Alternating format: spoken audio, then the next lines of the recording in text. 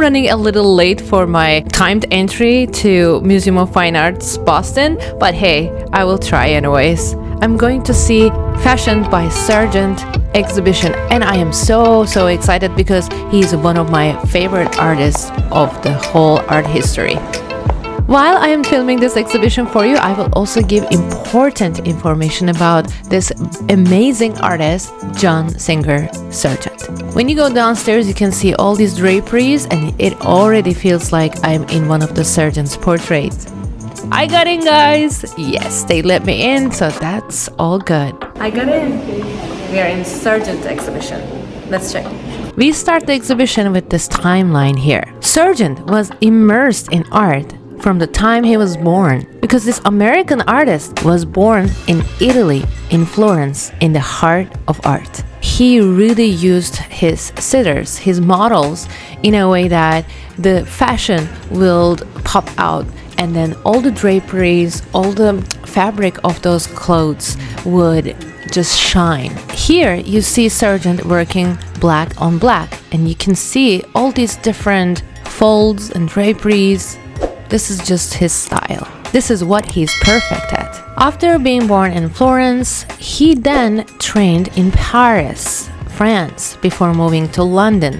He lived most of his life in Europe, and he was known as one of the best portrait artists in art history. Look at the details in all these fashion. His mastery was mostly on white color and black color. He loved working black backgrounds and black dresses. Also, he used the opposite, white background and white dresses. What I like is, look at this. You can see almost like sfumato-like technique here. Almost the edges of the arm and hand are disappearing and becoming one with the dress itself. When you look at the backgrounds, to be honest, you don't see that much of a detail, but faces and hands have a great amount of detail and effort you can see there. And what I realized, that lack of attention to the background kind of focuses your attention to the faces and hands in Sargent's paintings. Here you can see his mastery in both black and white, and the realistic faces. Hands are also super realistic. I really loved the impression on her face. Again, you see black on black. Very realistic features on the face. Incredible. I sometimes have close-ups to the brush strokes, so you might have a better idea about his style. Now let's move on to our next painting of Two Sisters. This is under the glass, guys. Look at the warm white and yellow colors here to get that champagne color. But you can see the fabric difference between these two. One of them looks velvety and the other one looks satin. I was just blown away how we can tell the fabric difference by just looking at a painting. This is mastery, if you ask me. In this exhibition, I think one of the most striking portrait was this. Wow. Wow. She's looking right through you. How to paint in white 101 from Sargent.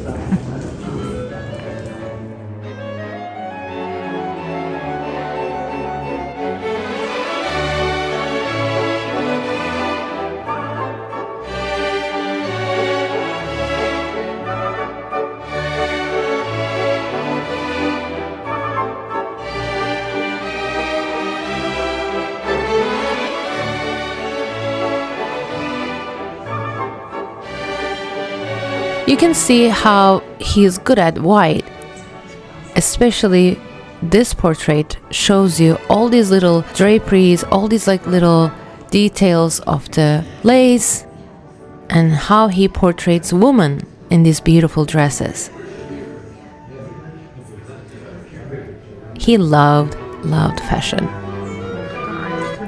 and he loved posing hands. In every portrait, you see hands in different poses.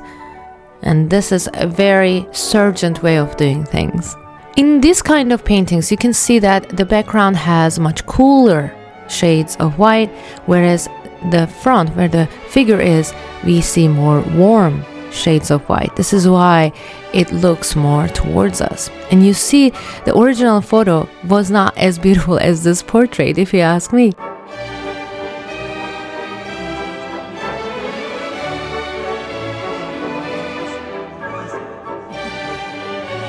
When you zoom in, you see that the details are not that realistic, but faces are. And when you kind of move backwards a little bit, a few steps, the whole picture just speaks to you in a whole different level of emotions.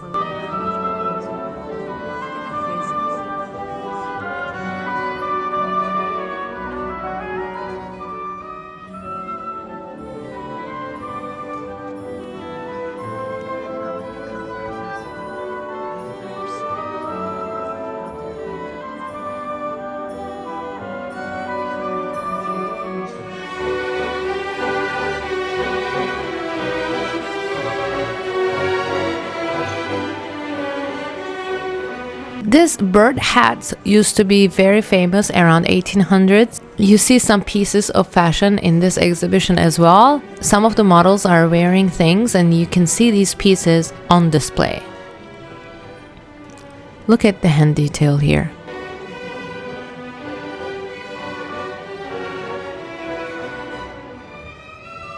This was one of the most gorgeous dresses in the whole exhibition, if you ask me. You can again understand the velvety structure of the dress by just looking at it. That's a very masterful way of using white and red and blue. You can see that, some yellow as well. And look how her hand is disappearing in the background, but the other hand is very clear to see. It's like a portrait effect already. And this piece of fabric actually comes from the same dress. Here are the details for you.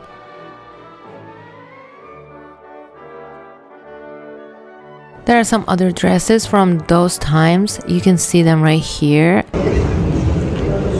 Tiny shoes and big dresses. This is such a successful painting showing Sargent works black on black very well. Look how he used light masterfully here. I feel like some of his works carry his passion towards Diego Velázquez, the famous painter. The second section of his exhibition was kind of dedicated to fluid gender, or how gender kind of comes through the painting. You can see that here, this is a very, I would say, masculine pose.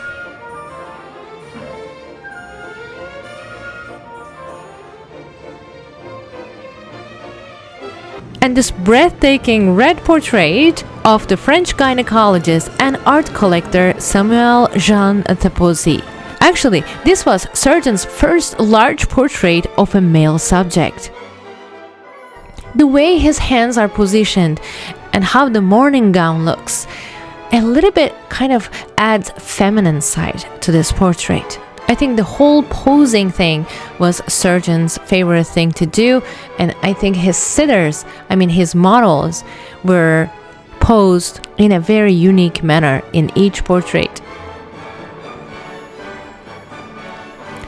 Again, we see black background and a black coat. I want to draw your attention to the differences between the glow and the clock. The clock has cooler shades of gray, whereas the glow has some warmer shades. So that's why I think you can differentiate two things, that they're not in the same dimension. And here, look at the expression. Wow. Look at the realism on the face and the hands. Hands, faces, and drapes. These are the three main things that Sargent is master it. So look at this gown right here, and you're gonna see it in a painting in a second. Here we go. Again, the pose. When you look closer, the details are not there in great detail, but as you move away from the portrait, though, it's a different story. There are some unfinished paintings in this exhibition too, such as this one, and I really liked this one, guys, and I don't know why. I think first, I love red. I love how the color was used, and I liked the, I would say, composition, how he and his wife was portrayed. And this masterpiece here, you can see this gown and the clock, and you will see it in a second in one of Sargent's portraits, and you're gonna be amazed how the painting itself is much better than the real dress itself. Here we go. Wonderful. And this is the original photo of Ellen Terry posing as Lady Macbeth. So this room was special to me, guys, because it had two of my favorite portraits. Look at this. Again, you can see the power here by the way he holds his sword and how his son is positioned behind him. Such a powerful image here.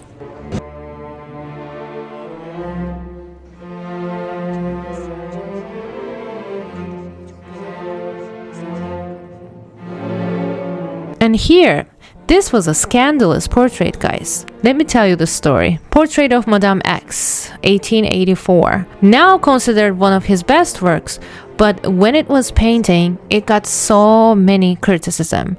When it was unveiled in Paris at 1884 Salon, it aroused so many negative reaction that it likely caused Sargent to move to London, actually. Sargent's self-confidence was shattered.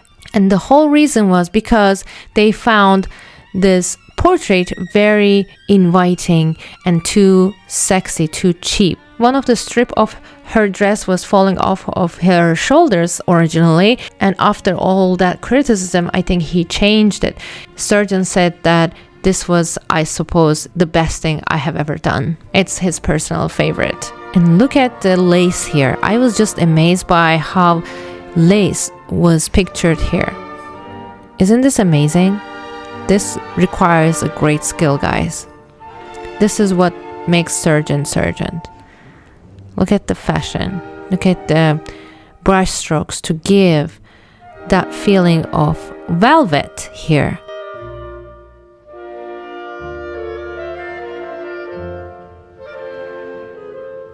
Seriously, how do you do that? How do you give lace fabric over, I don't know, satin fabric over like velvet fabric? I am just stunned, really, trying to figure it out by just zooming in. Here we go. It's one of the most outstanding paintings of the whole exhibition is right here. Again, masterfully posed.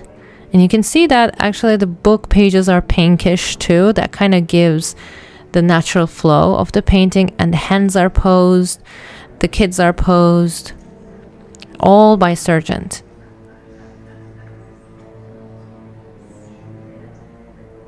If he didn't like the drapes, he would just repose them, he would pin them, he would just, turn things around until he was satisfied. And here I want to show you the rug, honestly, the carpet.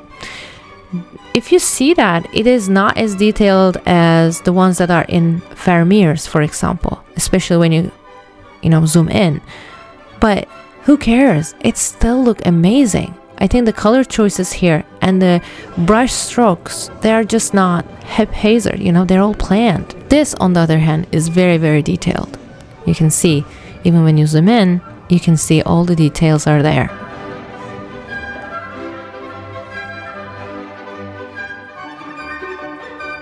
And the hands. Well, Mr. Rockefeller, right here.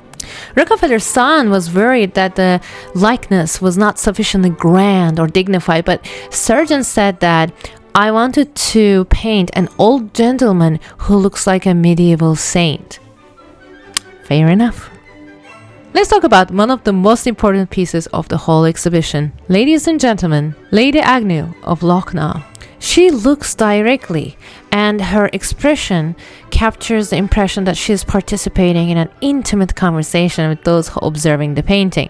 At that time, she was suffering from influenza, and that's why I think people describe her gaze as quietly challenging, and they find her half smile quite inviting. According to the Times magazine, in 29th April of 1893, the portrait was not only a triumph of technique, but the finest example of portraiture in the literal sense of the word that has been seen here for a long time.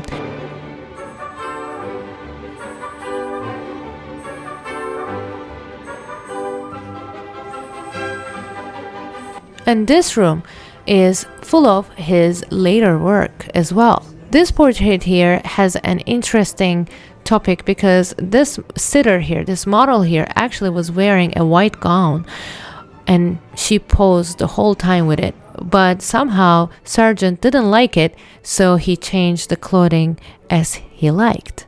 So her clothing is totally his imagination. Let's talk about his later work, outside fashion. So Sargent didn't always follow fashion. So towards the end of his career, he was kind of turning into more, I would say, nature. And he was posing against people, but this time there was a natural background. Still, there were lots of drapes and there were so many other details in the clothing, but hey, I think my favorite section was honestly this section. I don't know why. I think Sargent was doing an amazing job towards his end years. This is a relatively smaller painting, but you can see amazing details here too, and how the colors are transitioning.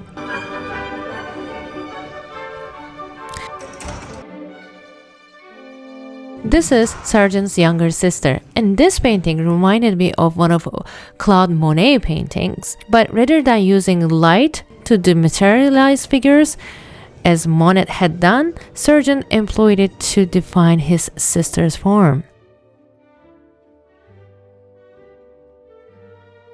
Another post-impressionism from Sargent. I liked how complementary colors was used here.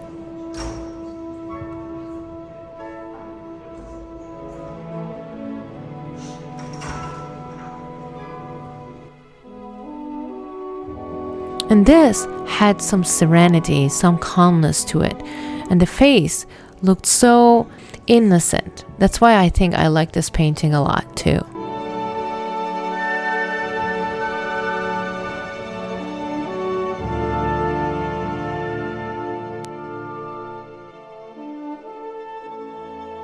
And here, it was confusing. Apparently, the four friends are just chilling under the shade of a tree. It looks cute, but also a little bit confusing. This was a very big portrait, guys, and it was unfinished. She's supposed to hold a fishing pole. You can see that. It's supposed to be there, but it's not there. His unfinished works even have their own beauty and mystery.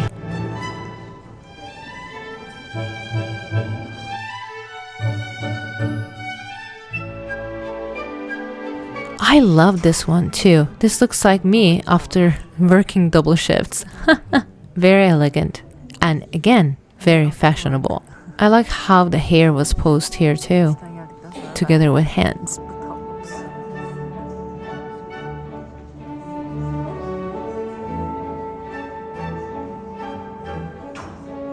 This was a very captivating painting, especially these two ladies who are looking right at you.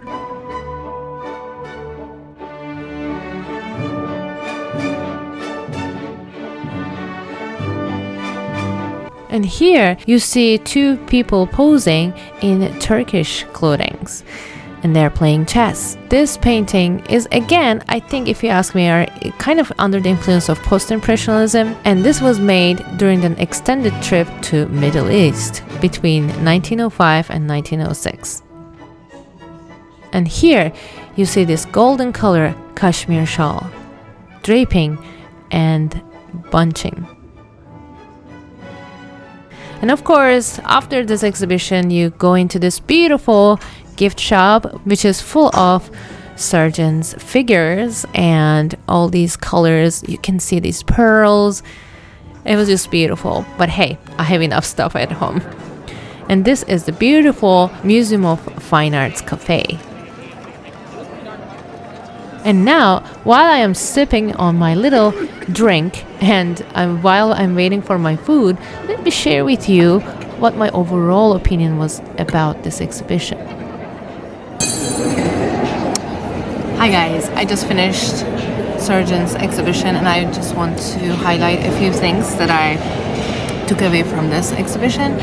The first thing is I realized that Sargent focuses on the face and hands a lot in terms of realism, but when it comes to details, the clothing and the background, yes, there are still some details, but he's not trying to be realistic per se, and he uses this almost sfumato method where the boundaries are blurred, and that kind of gives the focus to the face and hands in his portraits, which was amazing if you ask me.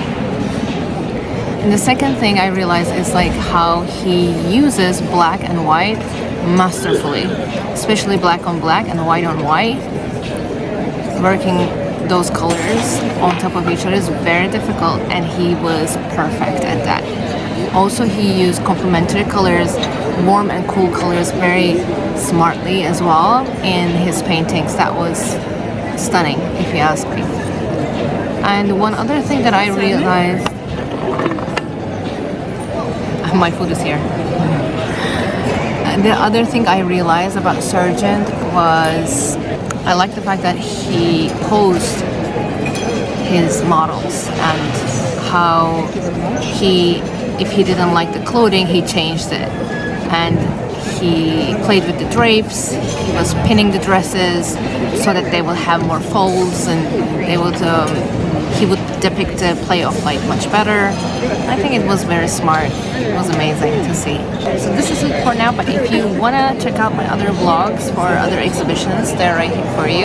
I'll see you in my next vlog or next tutorial. Thanks for watching, and don't forget to subscribe. Bye.